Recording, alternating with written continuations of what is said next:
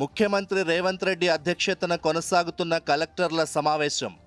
Republic day నుంచి రైతు భరోసా తదితర 4 పథకాల అమలు, పథకాలపై గ్రామ సభలను నిర్వహించాలని కలెక్టర్లకు సీఎం ఆదేశం.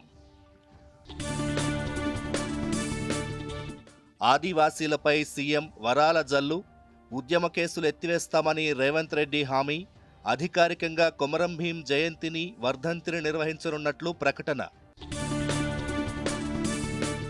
ఫోన్ ట్యాపింగ్ కేసులో మాజీ మంత్రి హరీష్ రావుకు ఊరట. ఈ నెల 28 వరకు అరెస్టు చేయొద్దని హైకోర్టు ఆదేశం. రబీలో ఎస్ఆర్ఎస్పీ చివరి ఆయకట్టు వరకు నీరందిస్తామన్న ఉత్తమ్, సాగునీటి సరఫరాకు అవసరమైన చర్యలు తీసుకోవాలని అధికారులకు ఆదేశం. భువనేశ్వర్లో ముగిసిన ప్రవాసీ భారతీయ దివస్.